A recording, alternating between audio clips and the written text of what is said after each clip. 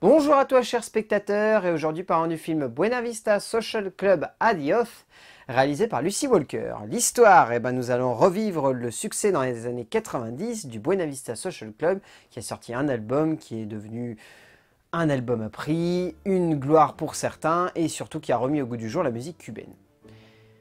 C'est un documentaire qui est une suite.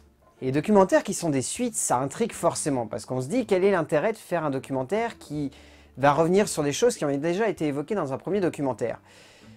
Lucy Walker, elle est surtout connue pour avoir réalisé le documentaire Wasteland, qui avait eu un joli écho lorsqu'il était sorti, parce que c'était un film qui parlait malheureusement de quelque chose qui nous concerne tous, c'est-à-dire le gâchis et le fait de foutre en l'air la planète. Et donc là, ce documentaire venait un petit peu de nulle part, parce que ça faisait un petit moment que le projet traînait, on entendait parler de cette suite du film de Wim Wenders de 98, on se disait qu'est-ce que c'est que ce film en fait. Et le long métrage c'est typiquement en fait le genre de suite qui surfe uniquement sur de la nostalgie et qui va pas vraiment plus loin. Une nostalgie qui joue énormément sur du pathos, sur le fait qu'il y a pas mal des membres du groupe qui sont décédés depuis le documentaire de Wim Wenders, donc ça sert aussi à leur rendre hommage. Mais au-delà de ça, le film n'a pas vraiment de grand intérêt et ça va être très rapide en fait cet avis, parce que Buena Vista Social Club Adios, si vous êtes fan du premier film ou du groupe, vous allez avoir ce petit quelque chose qui va vous remuer dans l'estomac, qui va faire « Ah, c'est quand même bien, c'est intéressant de voir ça ». Après, le gros souci du film, vous allez le voir dès le début, c'est que ça réutilise beaucoup d'images d'archives et surtout beaucoup d'images de films de Wim Wenders. Donc à partir de ce moment-là, en fait, on se demande est-ce qu'il y a un vrai travail de mise en scène dans ce deuxième documentaire qui est donc la suite du film de Wim Wenders? Est-ce que c'est pas juste un repompage de plein d'éléments qui avaient déjà été mis en place dans le film de Wim Wenders, mais sauf que cette fois, c'est montré de manière beaucoup trop didactique. Et c'est le cas. En fait, c'est très simple, c'est le cas.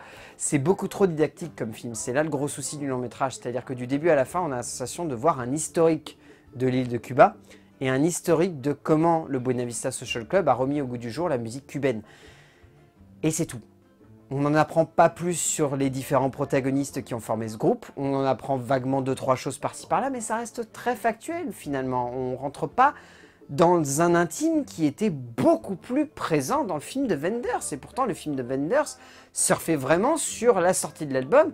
Et paf, Wim Wenders débarque et se dit « ce groupe-là m'intéresse ».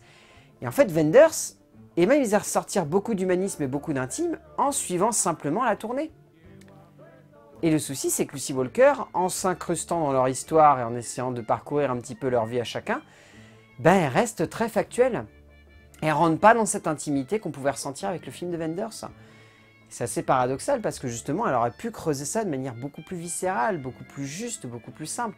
Après, cela n'empêche que la nostalgie fonctionne. On est emporté, on est passionné par ces différents protagonistes, on adore les voir renaître à l'écran, pour certains, et ça se limite un peu à ça en fait, Buena Vista Social Club Adios. C'est un long métrage duquel on ressort touché, un petit peu emporté, mais pas non plus transcendé. Or, c'est ce qu'on aimerait bien avoir avec ce genre de documentaire. On surfe sur une vague, ok, qui est celle de la nostalgie, mais pourquoi ne pas aller plus loin et carrément rentrer dans un point de vue extrêmement fort qui fasse réfléchir le spectateur sur l'impact grandissant qu'ont eu ces acteurs-là dans la musique.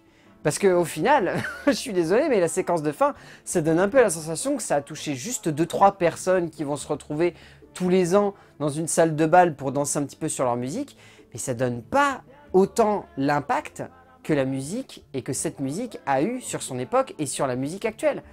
Or, c'est le cas. Beaucoup d'artistes aujourd'hui ressortent comme référence le Buena Vista Social Club. Et c'est pas ce que Lucy Walker arrive à faire ressortir de son film.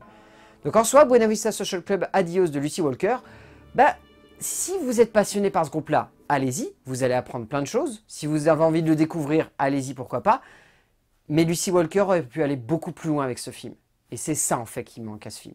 C'est d'aller plus loin et d'être plus émotionnel, là où il est simplement dans le pathos et dans l'empathie la plus simple possible. Dommage. A plus.